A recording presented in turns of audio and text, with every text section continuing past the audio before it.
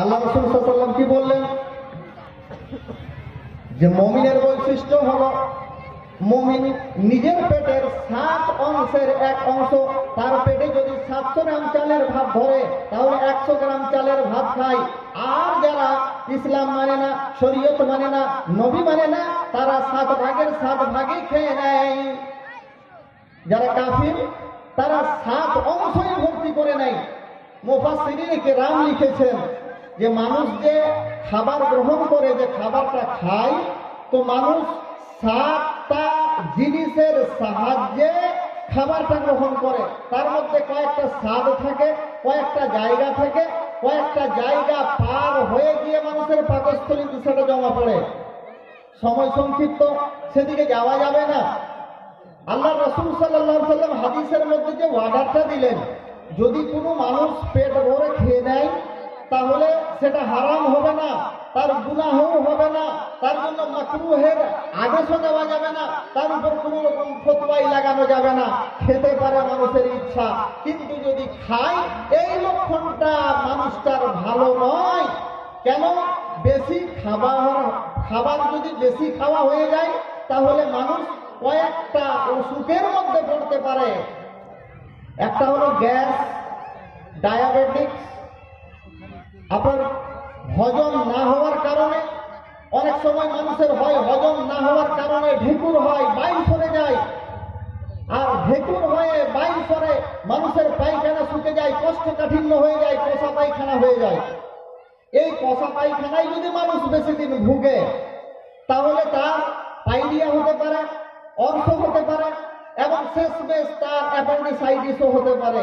এটা হচ্ছে দুনিয়ার লোক। আপনি খেলেন কিন্তু খেয়ে শান্তি পাবেন না, দুনিয়ায় সুখ পেলেন না, আর এই খাবার জন্য আপনি সময়টা ঘুমিয়ে শেষ করে দিলেন, এবার ইবাদত করতে পারলেন না। এটা হলো আপনার আখিরাতের লস।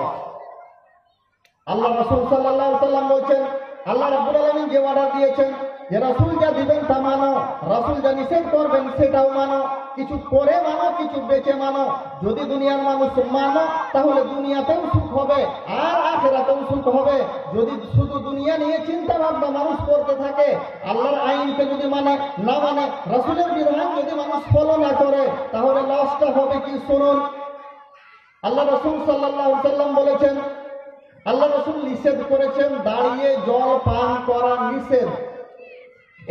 এটা রাসূলুল্লাহ সাল্লাল্লাহু আলাইহি ওয়াসাল্লাম যে নিষেধটা করলেন, এই নিষেধটা মাকরুহে তানজিহি, এটা হারাম নয়। কেউ যদি দাঁড়িয়ে জল পান করে নেয় তাহলে হারাম হয়ে যাবে না, তবে বেঁচে থাকাটা খুব ভালো।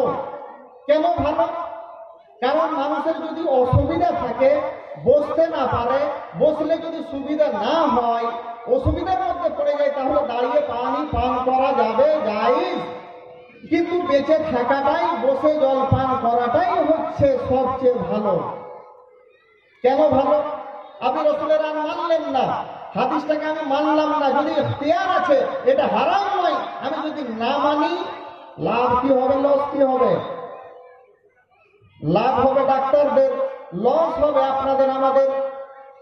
ডাক্তাররা বর্তমানে, বিজ্ঞানরা বলছে, যদি কোনো মানুষ অভ্যস্ত হয়ে যায়, রেগুলার সব সময়, অধিকাংশ সময় মানুষ যদি দাঁড়িয়ে দাঁড়িয়ে জল পান করে, তাহলে মানুষের 3টা রোগ হতে পারে। লস আপনার হবে, লাভ ডাক্তারের হবে।